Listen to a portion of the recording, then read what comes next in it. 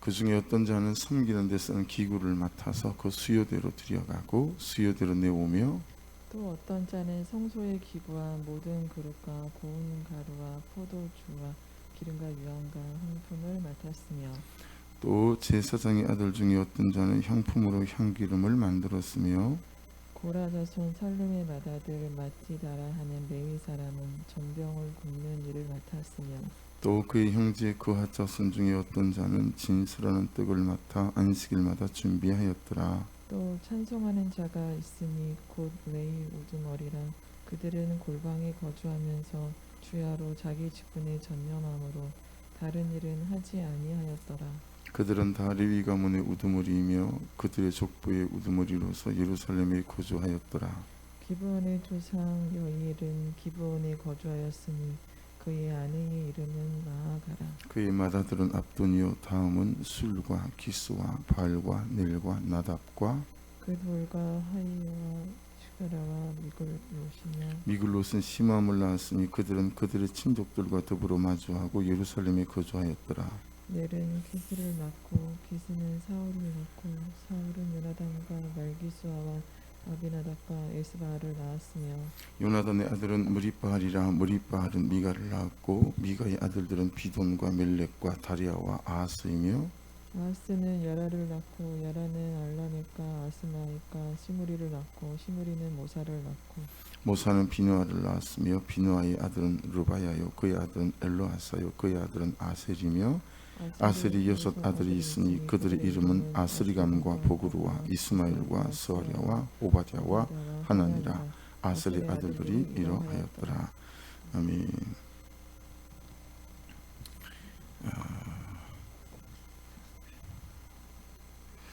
오늘 본문 같은 경우에는 뒤에 본문 에슬로 넘어가기 전에 여러분들이 찾을 수 있는 관찰 질문이 있을 수 있어요. 그죠? 그래서 본문 에슬로 이제 내일 묵상부터는 바로 넘어가지 않으셔도 사실은 오늘 묵상부터 여러분들이 본문을 2번, 3번 정도 읽으시면 이게 뭐야 하고 관찰 질문을 잡을 수 있는 이제 에피소드, 내러티브한 이런 것들 있죠. 사건이나 사고나 이런 것들이 나오기 때문에요. 이제 여러분들이 관찰 질문을 잡는 것들을 이렇게 하실 수 있어야 되거든요. 그래서 어쨌든 오늘은 일단 뒤에 본문 해설을 먼저 좀 다 읽고 난 연후에 한번 정리를 해보도록 하겠습니다. 자, 첫 번째 본문 해설 로이 읽어주십시오. 그 외 성전 일을 맡은 레위인들 성전은 하나님의 거룩한 임재 처소이자 주의 백성이 공식적으로 하나님께 예배드리는 장소입니다. 제사장 직분을 담당하는 그앗 계열의 자손 외에 레위인들은 모두 24반열로 나뉘어 하나님의 전에서 봉사 직무를 수행했습니다. 성전 문지기로서 성전의 모든 방과 곳간을 지킬 뿐만 아니라 성전의 기구와 모든 물품을 관리하고 향품으로 향료를 제조했으며 과자와 진설병을 만들어 하나님께 드렸습니다. 레위인들은 어떤 자로 이름도 빈도 없이 자기 자리에서 묵묵히 사명을 감당했습니다. 누가 알아주지 않아도 내색하지 않고 자신의 자리에서 맡겨진 직무를 성실히 감당하는 사람이야말로 진정 하나님의 은혜를 경험한 사람입니다. 나는 어떤 은사로 하나님의 전을 섬기고 있습니까? 아무도 알아주지 않아도 하나님을 사랑해서 전심으로 봉사하고 있습니까? 있습니까? 아주 좋습니다. 네. 그렇습니까? 여러분 하십니까? 자, 본문 해설 두 번째 단락 손낭선 집사님 부탁드립니다. 찬송하는 직분을 맡은 레위인들 레위 가문의 우두머리들로 찬송하는 직분을 맡은 이들은 골방에 거주하며 밤낮 그 일에 몰두했습니다.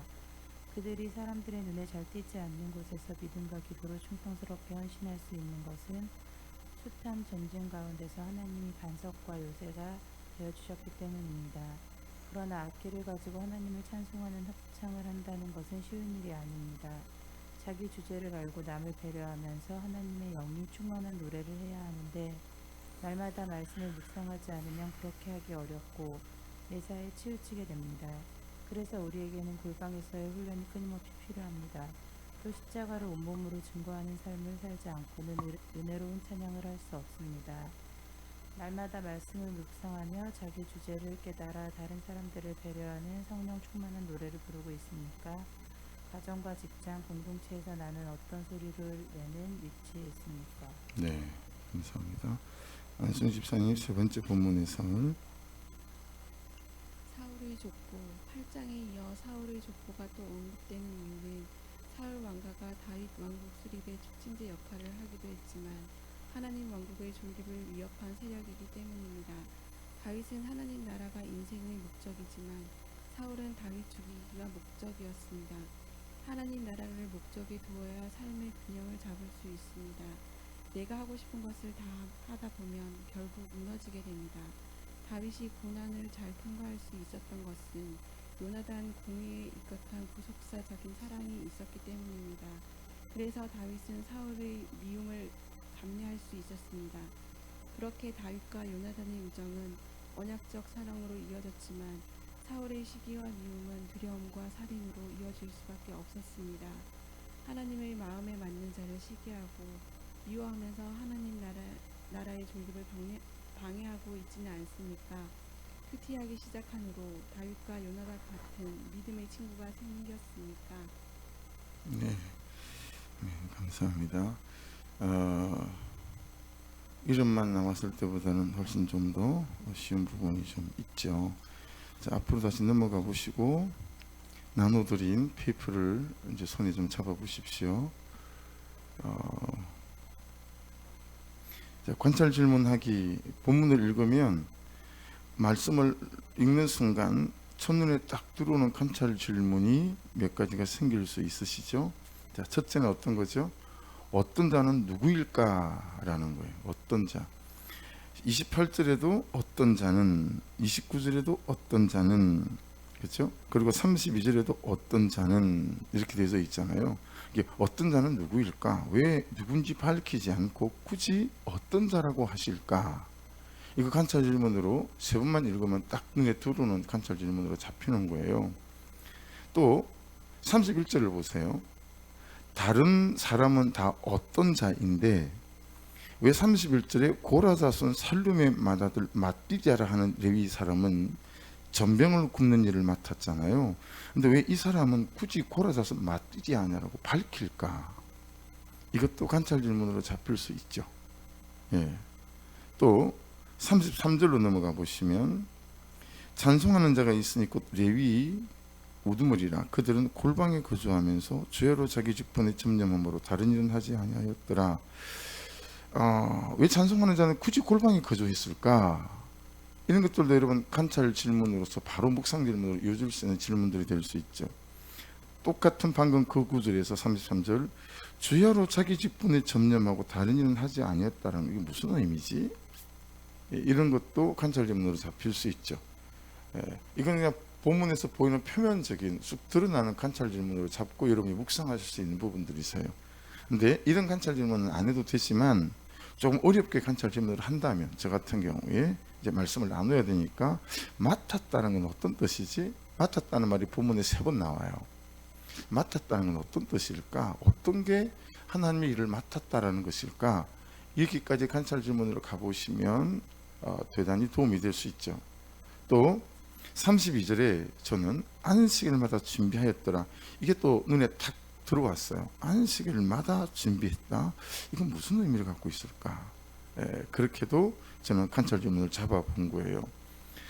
그래서 사실은 오늘 말씀은 여러분들에게 제가 하나 툴을 달지 않고 그냥 개별적인 묵상을 바로 좀 들어갔으면 했는데요. 몇 가지 단어들만 좀만 간단히 좀 살펴드려 볼게요. 단어 해석이라고 되어져 있죠. 자, 28절에 그 중에 어떤 자는 섬기는 데 쓰는 기구를 맡아서 이렇게 되어 있죠. 이 섬기는 이것은 예배에 대한 사람의 중심을 말합니다. 내가 예배를 준비하는 중심, 이게 되게 중요하죠. 이런 거죠. 그 다음에 28절, 29절, 31절 맡아서 3번 나오죠. 그러니까 R이라고 하는 히브리어 전치사입니다. 근데 이게 오늘 본문에서는 좀 중요해요. 이 맡아서라고 하는 것과 그 다음에 33절에 자기 직분에 전념함으로 있죠. 전념함으로. 그게 맡아서란 단어와 전념함으로, 전념은 한글로는 좀 다르게 표기가 되어 있는데 히브리어는 똑같은 R입니다.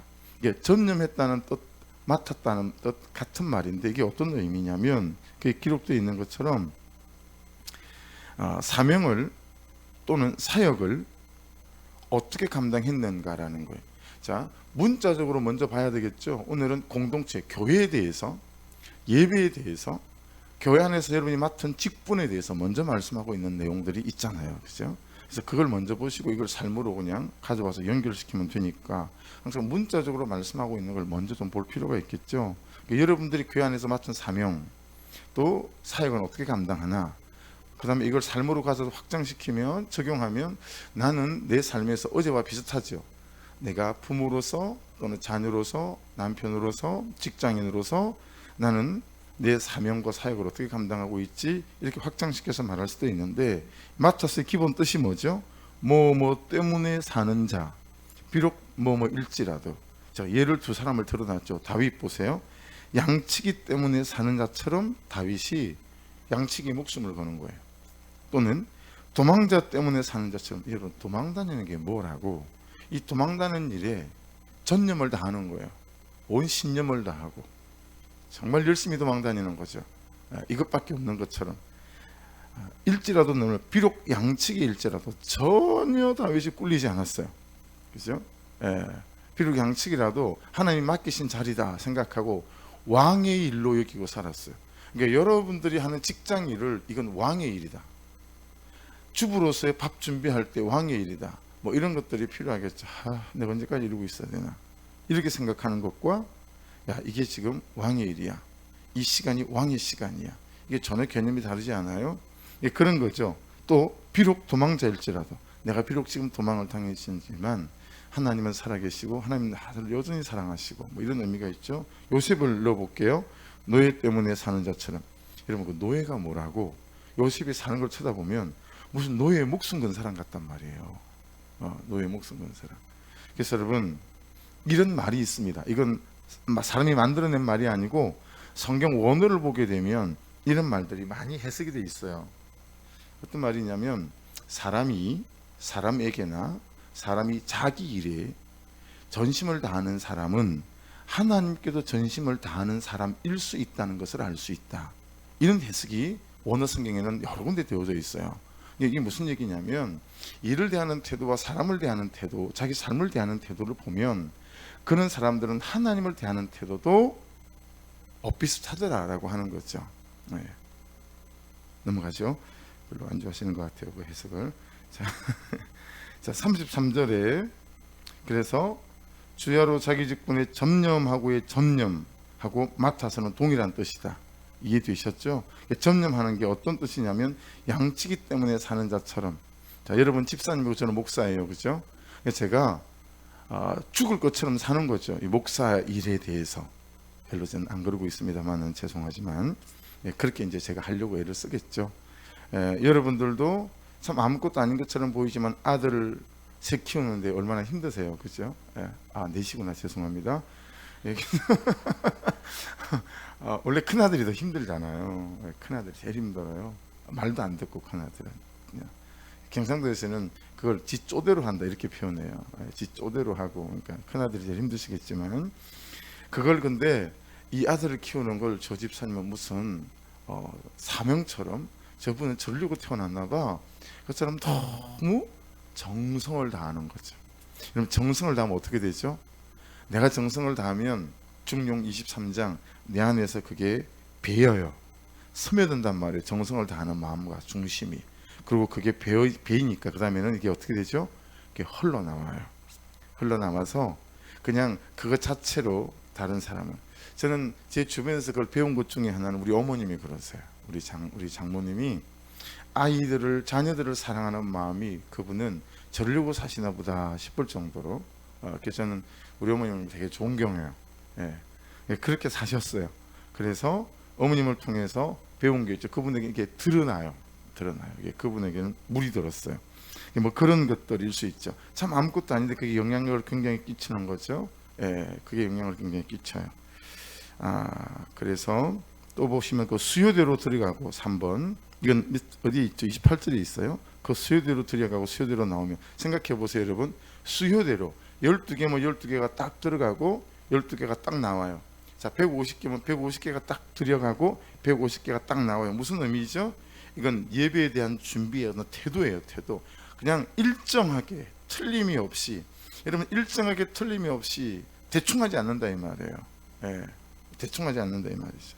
자, 4번에 32절에 진설하는 떡을 맡아 안식일마다 준비하였더라. 이건 되게 중요한 의미가 있어요. 준비는 쿤이에요. 쿤. 그러니까 무슨 뜻이라고요? 이것 위주로 돌아가는 기준석이라는 거죠. 우리 교회에서 모든 예배에 다 참석하고 모든 예배에 항상 5분 전에 제 시간에 맞춰서 오는 분이 여기에 딱 한 분 계세요. 홍건사님이세요. 저분은 이 위주로 돌아가는 기준석 뭐 이런 의미죠. 잘 보고 배워주시기를 간절히 부탁을 드립니다. 어떤 의미인지 아시겠죠? 예, 그래서 이게 안식일 어떤 기준 이런 거죠. 예, 그래서 아마 어머니한테 배우셔서 그런지 안수 집사님도 항상 모든 것에 참석하고 하시는 쪽으로 그렇게 이제 사시는 중심을 갖고 계시죠. 그러니까 안식일에 진설하는 떡을 준비하는 것이 삶의 기준점이었다라고 하는 거죠. 그러니까 이것 위주로 돌아가는 거죠. 절 보시겠어요? 이것 위주로 돌아가시냐라는 거죠. 주일날 예배 위주로 삶이 돌아가세요. 새벽에 묵상하는 것 위주로 돌아간다면 어떻게 하시겠어요? 저녁에 스케줄이며 이런 것들을 간소하겠죠. 밤 문화를 3.1교에서 표현했던 걸로 말하면 밤 문화를 조지지 않으면 저같이 점잖은 아니에요. 이제 우리가 표현하면 밤 문화를 어떻게 정리하느냐에 따라 인생이 달렸다라고 볼 수 있는 거죠. 우리 청소년들과 우리 청년들은 정말 그렇습니다. 예, 정말 그렇습니다. 그러니까 내가 내일 새벽에 묵상하기 위해서 10시 반에는 자야 돼. 11시는 자야 돼. 이 현저적인 우리의 삶의 구조로 정말 쉽지 않은 거예요. 근데 그렇게 하려고 애를 쓰는 거죠. 여러분들한테 10시 이후에 교회 있지 마십시오 말씀드리고 난 뒤에 제가 10시 5분 이 정도면 정말 거의 퇴근을 하려고 애를 많이 쓰거든요. 그 이유는 집에 가서 빨리 자려고 하는 거죠. 그러니까 무엇 위주로 돌아가느냐. 여러분 직장생활 열심히 하는 것과 직장 위주로 돌아가는 건 차원이 달라요. 직장 위주로 삶을 돌리시면 안 돼요. 예, 직장 위주로 절대 돌리시면 안 돼요. 직장에 열심히 하고 애쓰는 걸 그렇게 살아야죠. 노예인데도 그 노예가 전부인 것처럼 요셉이 산 것처럼 그렇게 사셔야 되죠. 근데 여러분 직장 위주로 사시면 그게 기준점이 되시면 안 돼요. 기준점은 예배여야 하고 말씀여야 하고 교회여야 하고 그 기준점으로 사셔야 돼요. 이해되시죠? 이게 무슨 뜻인지. 그래서 이런 거죠. 하나님이 나를 소망의 교회로 부르셨다. 예. 어쩌다 보니까 오게 된 게 아니에요. 한번 따라해 보십시오. 하나님이 나를 소망의 교회로 부르셨다. 또 해보십시오. 하나님이 나를 소망의 교회에 세우셨다. 이게 의미가 다르잖아요. 그죠? 예. 그러니까 이 위주로 가는 게 그게 여러분 맞습니다. 여러분을 통해서 우리 교회를 세워가시기를 원하시고 여러분을 통해서 이 도시를 바꾸기를 원하시고 영혼을 구원하시기를 원하시는 거죠. 그래서 이렇게 질문해 보십시오. 소망의 교회에서 나의 부르심은 무엇인가? 소망의 교회에서 나의 부르심은 무엇인가? 그래서 만일에 재정으로 부르셨다면 하나님 여러분을 재정으로 축복하실 거예요. 훈련시킨 뒤에 재정을 가지고 섬기면서도 이름도 빛도 없이 섬길 수 있는 훈련을 시킨 뒤에 재정으로 섬기게 하실 거고 시간이면 시간으로 또 어떤 재능이면 재능으로 뭐 이런 거죠. 자, 다섯 번째 어떤 자 이제 중요한 의미가 나왔어요. 어떤 자 민이라고 하는 단어인데 첫째 뜻이 뭐죠? 나는 없다라는 뜻이에요. 교회에서는 이건 가정도 마찬가지예요. 어디로 가든지 자기를 드러내고 주장하고 생색내는 분들이 있죠. 교회는 그러면 정말 피곤해요. 직장이라고 안 그런가요? 근데 어느 공동체에 가든 나는 없다라고 생각하며 자기를 주장하지 않고 섬기고 일하는 사람들은 참 기름지게 하죠. 모두를 행복하게 만들고. 어떤 자, 성경이 굳이 어떤 자라고 교회 공동체 사역에서 표현한 이유는 첫째 뜻이 나는 없다라는 뜻이더라고요. 원어 성경을 보니. 두 번째 뜻은 뭐라고요? 어떤 것이 만들어지는 데 사용되는 재료다라고 생각하는 거예요. 나를. 세 번째는 뭐라고요? 나는 그냥 부분일 뿐이에요. 어떤 정도로? 여기 이렇게 머리칼이 마른데 이 머리칼 중에 하나일 뿐이에요 라고 생각하는 의미가 어떤 자라는 거예요. 그러니까 여러분, 교회에서 어떤 의미로 나를 세워야 하고, 직장에서, 가정에서도 내가 아버지인데 나한테 그래? 이렇게 되면 이제 어려워져요. 그러면 여러분, 요즘 애들은 못 키워요. 요즘 애들은 못 키우는 것 같아요. 그래서 오늘 내가 아침에 그걸 적용해 봐야지 했는데, 운전은 오늘 하고 교회 도착하면 우리 집사님들이 감사합니다 그러고 내리시거든요. 근데 제가 어떤 적용을 해보기로 했냐면, 경찰서 뒤에 부대찌개 집에 가면 이제 돈을 계산을 하잖아요. 계산을 하고 나올 때 잘 먹었습니다 감사합니다 그러면 항상 그 여자 주인이신, 나이가 한 70은 넘으신 것 같아요. 그 어머니가 뭐라고 대답하시냐면, 아이고 내가 고맙지요. 항상 그렇게 말씀하세요. 근데 그런 인사를 하는 분이 없으니까. 근데 그게 되게 마음에 남아요. 아이고 내가 고맙지요. 10번 얘기해도 10번 아이고 내가 고맙지요. 그러세요. 갈 때마다. 이제 새벽에 차에 내릴 때 감사합니다 그러면, 아이고 아니 제가 고맙지요. 이 새벽에 새벽 예배까지 나오시느라고 제가 고맙지요. 그렇게 해보려고 그랬는데 아침에 못했어요. 여러분, 제가 고맙습니다. 뭐 이런 거죠. 그러니까 그렇게 사는 거죠. 이것들이 엄마한테 이렇게밖에 안 돼가 아니라, 야 그냥 이렇게 부족한 엄마랑 나랑 살아서 고맙다, 내가 고맙다, 뭐 이제 이런 의미들 있죠. 그러니까 나는 없다. 여러분, 또 나는 그냥 사용되는 재료뿐이다. 난 한 개의 머리털 뿐이다. 제가 목사로 대접받으려고 하고 그러면 우리가 안 행복해지겠죠.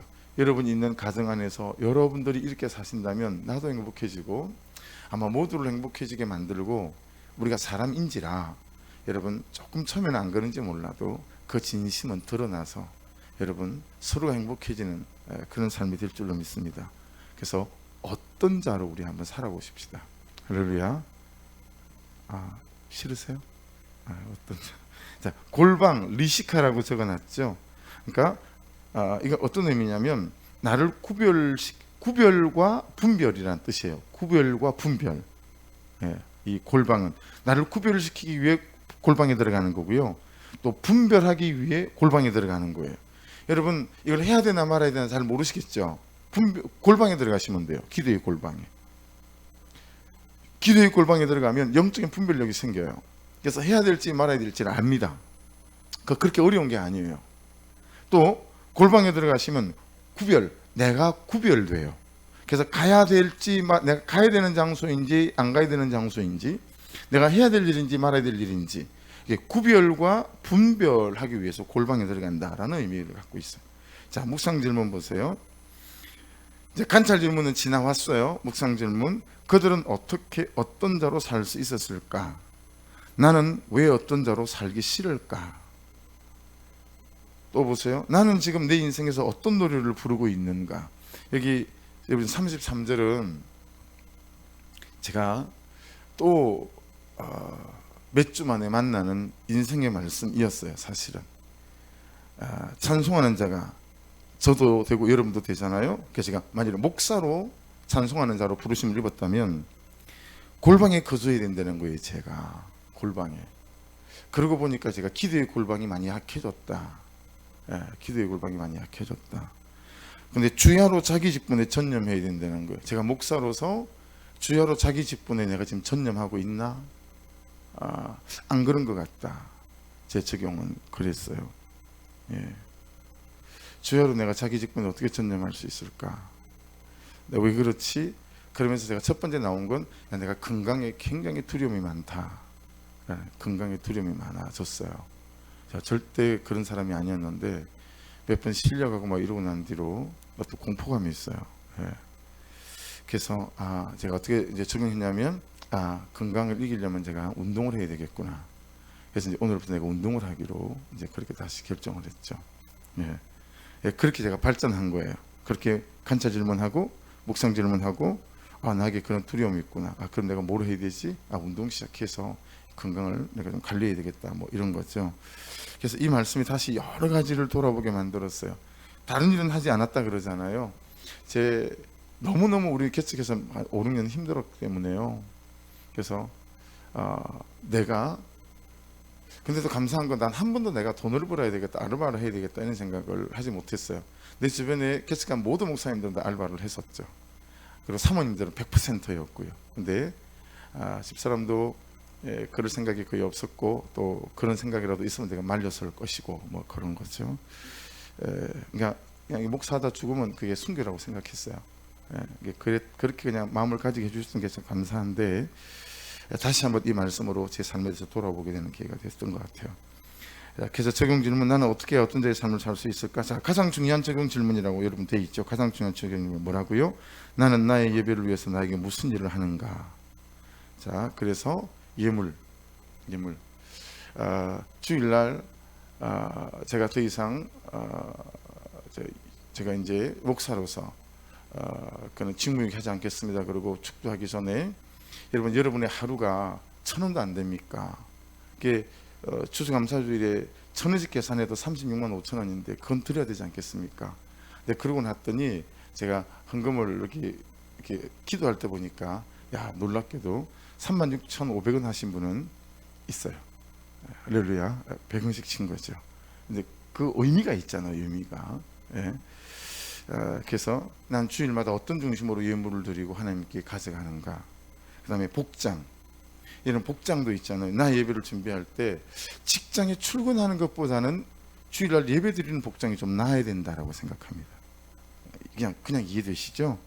그 다음에 목욕, 여러분 나의 예배를 위해서 목욕하고 오신다. 주일날 의미가 있죠? 아니 그러시는 얘기가 아니라 그렇게 예배에 대한 중심인 거죠. 시간 꼭 10분 전에 도착한다, 뭐 이런 의미들, 어떤 기대하고 사모하는 것들. 금요일쯤에 가서 주일날 드릴 헌금을 새 돈으로 바꾼다. 그 중심의 차이가 있지 않겠어요, 그죠? 제 어릴 때 다리미로 돈 다려가지고 헌금 준비하는 걸 제 친구인 장로님 아들이었던 백일성이 집에 가서 그 어머니가 그렇게 하는 걸 제가 본 적이 있어요. 이게 다리미로 돈을 다리는 거죠. 그래서 빳빳한 걸 이제 봉투에 집어넣는 거죠. 제가 여러 번을 봤는데 제가 잘 못 그래요. 저는 그걸 잘 못 배웠어요. 이게 제가 여러분 목사로서 부끄럽게 제일 잘 못하는 게 어떤 거냐면 예물을 준비하는 걸 잘 못해요. 맨날 아내한테 질책받아요. 이게 잘 안 고쳐져서. 그래서 청년들이 주일날 그 설교를 듣고 개를 모으기로 했대요. 1,000원씩, 하루에 1,000원씩 모으고. 나도 그 개에 들어가야 될 것 같아요. 그래서 저도 내년부터는 추수감사주일에 뭐 그런 생각을 했어요. 그러니까 준비하는 거죠. 간절함, 또 하나님 자체를 구하는 전심. 그래서 토요일날 8시 기도회 같은 경우는 그래서 의미가 있어요. 그날에 내가 내일 받을 은혜를 위해서 오늘 8시에 와서 준비합니다. 내일 꼭. 그래서 저는 예배 때 죄송하지만 하나님 제가 은혜 받아야 됩니다라고 꼭 기도합니다. 하나님 우리 성도들보다도 제가 가장 큰 은혜를 받게 도와주십시오. 항상 그렇게 기도하거든요. 그러니까 그 8시 준비 기도회 때 그런 중심으로 내일 받을 예배 속에서 내 은혜를 위해서 내가 기도한다면 여러분 이게 달라요. 그래서 제 결론은 뭐였냐면, 왜 이게 안 되지? 그런 결론에 도달했을 때 왜 성도님들은 이게 잘 안 될까? 그런 부분에 있어서 참 하나님이 실제가 안 되는 거구나. 하나님이 참 실제가 안 되는 거구나. 이제 이런 어떤 결론을 가지게 됐어요. 지금부터 그걸 가지고 개인적으로 묵상 들어가 보시고 관찰하시고 또 적용 묵상 질문하시고 적용해 보시고 하는데, 오늘 잠깐 나누십시다. 묵상을 좀 나누고 들어가십시다. 오늘 첫 번째로는 영선 집사님 좀 나눠 주십시오.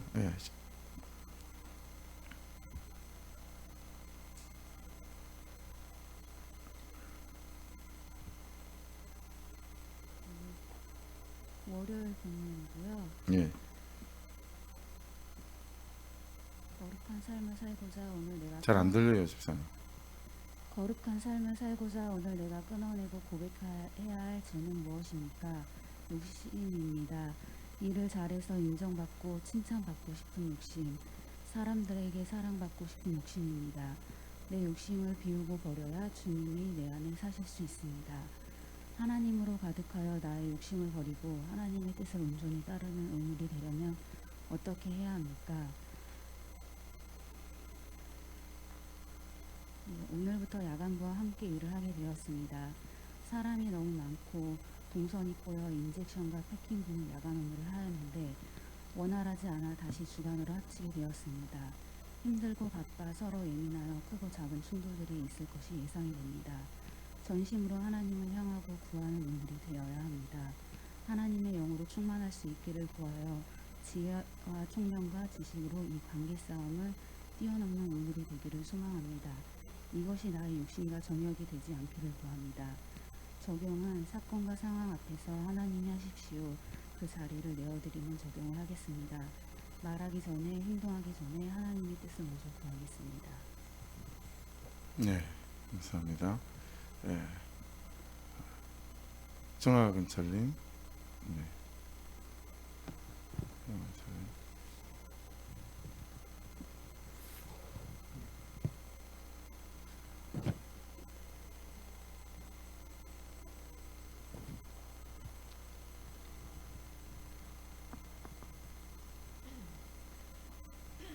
어제 적은 질문이고요. 어제 거죠? 네, 네. 어제입니다.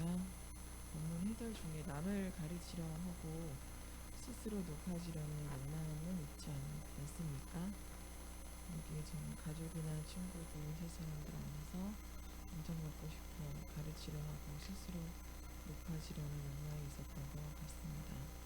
그래서 어제 실천사항으로 곧 이사갈 집을 공사를 하며 엄마의 조언을 무시하곤 했는데, 그래서 공사 끝나고 집을 보여드리려고 했지만 오늘은 엄마와 함께 공사할 집을 같이 함께 봐서 엄마의 의견을 묻고 들어드리겠습니다.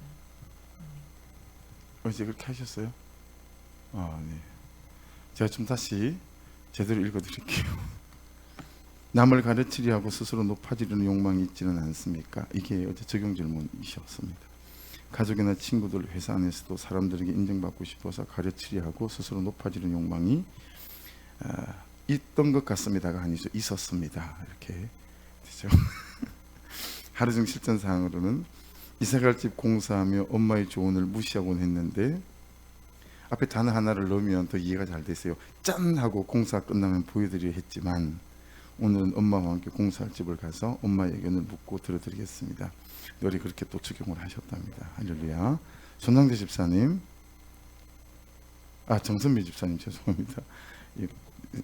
우리가 사람이 많아가지고 헷갈려요. 네, 정선미 집사님. 저번 주 거. 예, 저번 주 거 괜찮습니다. 나는 의리에 따라 살고 세상의 방식에 따라 살고 있지는 않습니까? 뭐라고요? 다시 한 번 더요. 나는 의리에 따라 살고 세상의 방식에 따라 살고 있지 않습니까? 의리에 따라 살고 세상의 방식. 예. 네, 나는 세상의 방식에 따라 살고 있는 것 같습니다. 아이들 학원을 보낼 때에도 기도해서 결정하기보다는 입소문이 좋고 잘 가르친다고 소문이 난 곳에 보내고 싶고, 다른 아이들이 뭘 잘한다고 하면 나도 경쟁하듯이 따라 시키고 싶고 자꾸 욕심이 생깁니다. 그건 내가 아마 어렸을 때 형편이 어려워서 배우고 싶어도 배우지 못했던 것 때문인 것 같습니다. 그때 한을 지금의 아이들에게 푸는 것은 아닌지에 대한 생각이 들었습니다. 좋은 학원을 보내는 것은 나의 우상으로 생각했던 나의 모습이 오늘 말씀을 통해서 회개가 됐습니다. 하나님의 말씀으로 아이들을 양육하기보다는 세상의 방식으로 아이들을 키우고 학원 우상 숭배함이 회개가 되고 아이들에게 너무 미안한 생각이 들었습니다. 실천사항, 혜린이가 문자로 자기 학원 다녀오면 치킨 사달라고 했는데 기쁜 마음으로 치킨을 사주겠습니다. 네. 사주셨습니까? 네. 저도 마찬가지, 여러분들도 마찬가지고, 이제 정선미 집사님 같은 경우에는 어릴 때 공부를 할 수 있는 환경이 안 됐죠. 이게 상처죠. 이게 상처는 자연스럽게 상처가 이렇게 치유되지 않으면 이게 이제 우상으로 가기가 딱 좋거든요. 예, 그래서 죄 같은 경우에는 그렇고 또 상처도, 그래서 이게 용납하고 용서하고 그런 환경 자체나 부모님에 대해서 그게 되지 않으면 그게 자꾸 우리를 발목을 붙잡는 것 같아요. 그래서 우리 카페에 걸려 있는 것처럼 모든 상처는 예수 그리스도를 만나면 별이 되어지는 것처럼 저와 여러분 안에 있는 모든 상처가 잘 별이 되기를 주의 이름으로 축복합니다. 잘하고들 계세요. 잘하고들 계시고